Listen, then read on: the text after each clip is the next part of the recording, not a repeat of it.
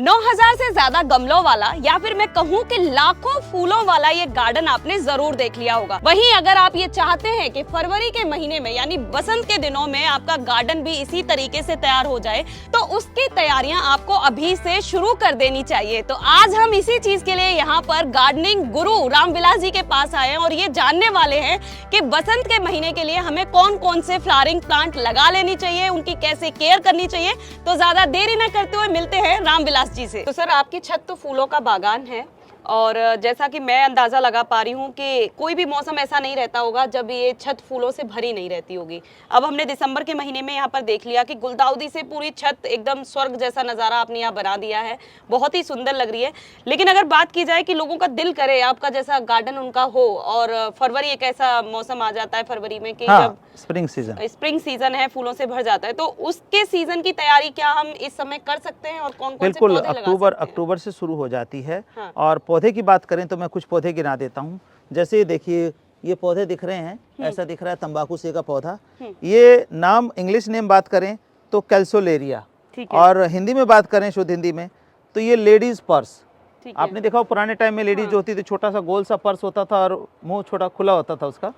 तो बिल्कुल पर्स का जो है फूल शेप में आएगा। और इसके 4-5 कलर होते हैं। तो ये कैल्सोलेरिया जो है आप लगा सकते हैं, और ये जो है जनवरी फरवरी में फूल देना शुरू कर देगा। साथ में ये जो दैंथस की वैरायटी है, बड़े वाली हाइब्रिड बड़ी वैरायटी है दैंथस की, ये लगा सकते हैं, पूरा साल फूल देता है आपका। और इसकी हम पिंचिंग कर देंगे तो आप देखेंगे जब फरवरी में तो ये पूरा गमला फूलों से भरा होगा। तीसरा ये है, ये डांसिंग डॉल या फ्यूसिया प्लांट बोलते हैं। तो इसमें फूल ऐसा आता है कि लटकता है और ऐसे लगता नीचे लड़की के पैर हैं, स्कर्ट है, और इस तरह से वो नाच रही है। तो डांसिंग डॉल है, ये लगा सकते हैं। आगे रेनुकुलस के बल्ब लगे हुए, रेनुकुलस लगा सकते हैं। उसके साथ ये देखिए प्लांट, ये है जेरेनियम। आप इसका पत्ता ऐसे करके सूंघिए, आप शायद आपने सूंघा भी, ऐसे करके देखिए, एक कच्चे आम की जो फ्रेग्रेंस है वो आती है, बिल्कुल कच्चे आम की। और फूल जो है ऐसे आता है, इतना बड़ा बॉल टाइप होता है। जैसे अब ये देखिए, ये आ रहा है ना, तो ये जो सारे फूल खिलेंगे तो ये गोल सा बॉल सब बन जाएगा इसके ऊपर। न्यूट्रिशन के ऊपर डिपेंड करता है कितना आप दे रहे हैं, कितना बड़ा बॉल बन जाएगा। तो ये वैसे आपको बताऊं तो मेडिसिनल प्लांट है, एक फूल तो देता ही है। इसकी होम्योपैथी में जेरेनियम मैक्यू के नाम से दवाई बनती है, जो ब्लीडिंग रोकने के काम आती है। किसी भी तरह की ब्लीडिंग हो ये रोक देता है। इसका पत्ता भी है ना, पीस के आप निचोड़ देंगे तो कोई कट लग गया है, कुछ भी है, ब्लीडिंग तुरंत रोक देगा ये। तो बहुत बढ़िया मेडिसिनल प्लांट है। फिर पिटूनिया से तो सभी हैं। पिटूनिया जो है अक्टूबर नवंबर से लगना शुरू होता है, और अभी भी पिटूनिया आप लगा सकते हैं।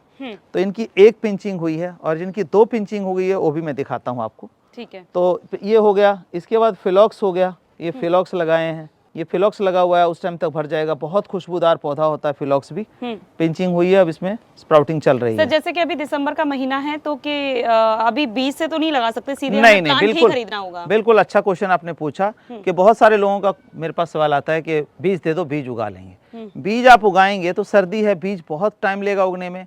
1.5 महीने 2 महीने में जाके पौध तैयार होगी आपकी, तब तक आ जाएगा फरवरी आपका। फरवरी में लगा करके फिर क्या करोगे, वो एक एक फूल लेने का फायदा नहीं है।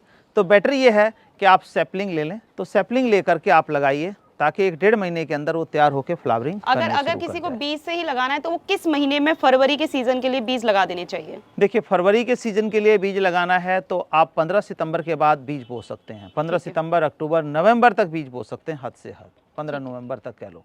इसके बाद बीज बोने का कोई औचित्य नहीं रह जाता, क्योंकि वो हो नहीं पाएगा।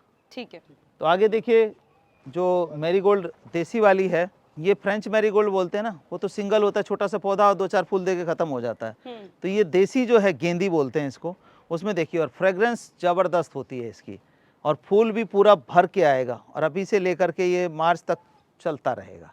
तो ये लगा सकते हैं। कैलेंडुला है, कैलेंडुला मेडिसिनल प्लांट में आप ये लगा सकते हैं। स्टॉक लगा सकते हैं। ये सब फरवरी के लिए तैयारियाँ हैं।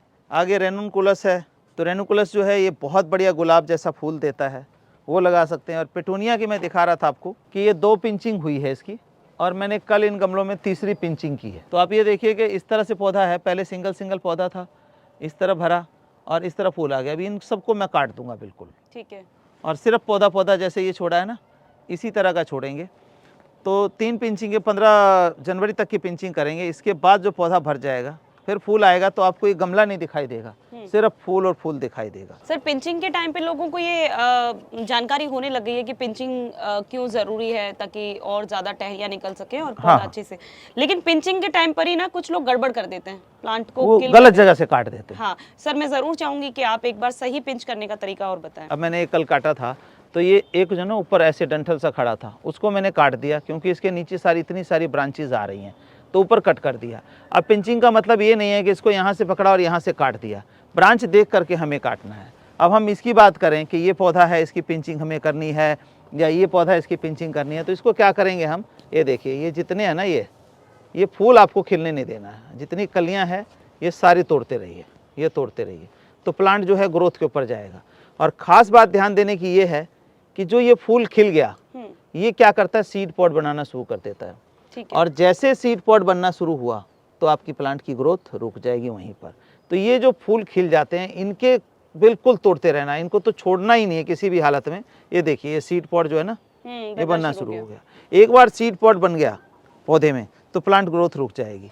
तो इस तरह से आप दोनों हाथों से जब भी जाएं, इस तरह की जो है ना कलियाँ, ये तोड़ते रहिए, ताकि प्लांट जो है ग्रोथ के ऊपर चला जाएगा। जैसे कोई भी सर नर्सरी से सैपलिंग लेता है इस तरीके के प्लांट्स की, तो कई बार ऐसा होता है कि उनके पौधे मर जाते हैं। तो जैसे ही हम नर्सरी से लेकर आ रहे हैं, स्पेशली फरवरी के लिए फ्लावरिंग प्लांट लेकर आ रहे हैं, तो क्या है ऐसी केयरिंग टिप्स जो हमें फॉलो करनी चाहिए? देखिए फरवरी के लिए लेके आते हैं ना, उसका सबसे बड़ा मरने का कारण क्या होता है, जो कई टिप्स हैं इसमें, उसको डिटेल में भी मैं चाहूँगा कि आप बनाएं और डिटेल में लोगों तक पहुँचाएं, ताकि किसी का पौधा ख़राब ना हो। क्योंकि जो गार्डनिंग करने वाले हैं शौक से, वो बड़े प्यार से और बड़े मतलब तरीके से लेकर के आते हैं, बड़े मन से लेकर के आते हैं, और जब वो पौधा मर जाता है तो बड़ा दुख होता है, या तो फिर गार्डनिंग छोड़ देता है या बड़ा मायूस सा हो जाता है। तो उसमें क्या है कि सबसे पहला तरीका क्या है, एक तो कुछ लोग ऐसे होते हैं कि 3 साल की मिट्टी गमले में पड़ी हुई है और उसी में खोदा और उसी में लगा दिया। अब आप ये देखिए कि छोटा सा पौधा आपने लगाया, मिट्टी 3 साल की हो गई तो मतलब हार्ड हो जाता है, जम जाता है मिट्टी, उसमें रूट कहाँ सर्वाइव करेगी। सही बात। एक गलती ये होती है।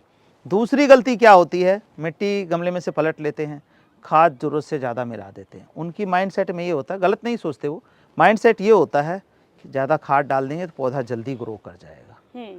कुछ लोग ऐसे ही करते हैं, सर दर्द ज़्यादा हो रहा है तो 2 गोली खा लेते हैं, तो वो तो नुकसान ही करेगा ना कहीं। सही बात। तो वही है कि शुरू में आप खाद की मात्रा ज़्यादा मत डालिए, बहुत नॉमिनल सा खाद डालिए जब आप बेबी प्लांट लगा रहे हैं। ठीक वैसे ही जैसे घर में बच्चा होता है और उसको बोतल को बॉयल कर करके अपना डेटॉल से साफ़ करके कपड़े को, तब उसको केयर करते हैं, तो उस टाइम इसको भी केयर की ज़रूरत होती है। जब थोड़ा बड़ा हो जाता है तो अपने आप फिर सर्वाइव कर जाता है। तो खाद तब डालें जब पौधा कुछ चल जाए, 15 दिन 20 दिन महीना हो जाए, फिर थोड़ा थोड़ा खाद उस हिसाब से डालिए। वो हो गया दूसरा। तीसरा कारण क्या होता है, आप सपोज करिए इतना बड़ा पौधा ले आए, जड़ तो उसकी यहाँ थी, लगा यहाँ तक मिट्टी में दबा दिया, तो वो जो नाजुक पार्ट था वो गल जाता है, तो उससे पौधे मर जाते हैं। और ये अक्सर हमारे व्हाट्सएप के ऊपर तो दुनिया जान के हमसे भी मंगवाते हैं, वो गलत तरीके से लगा देते हैं। अब स्ट्रॉबेरी है, कई प्लांट ऐसे छोटे छोटे हैं, उसको ज़रा सा आपने किया, जैसे अब रेणुकुलस के हैं तो छोटे प्लांट होते हैं, वो क्या करते हैं नीचे दाब देते हैं, तो उसका जो शूटिंग पोर्शन है उसमें मिट्टी चली जाती, खाद चला जाता और वहीं पर वो डेड हो जाता कि जी पौधा चलता ही नहीं। पौधे की कोई गलती नहीं है, गलती हमारी है कि हम उसको कैसे लगा रहे हैं। तो ये सारी टिप्स जो है आप डिटेल में मैं चाहूँगा लगाते हुए की वीडियो देख भी, कहाँ तक अंदर मिट्टी में डालना है और कहाँ तक ऊपर रखना है। तो दोस्तों इस वीडियो में हमारी पूरी कोशिश थी कि रामविलास जी के जरिए हम आपको बता सकें कि ऐसे कौन कौन से प्लांट हैं जिसकी वजह से फरवरी में आपकी पूरी छत फूलों से भर जाएगी। तो मुझे लगता है ये वीडियो आपको जरूर पसंद आई होगी, तो वीडियो को लाइक और शेयर करना ना भूलें और चैनल को सब्सक्राइब करें। धन्यवाद।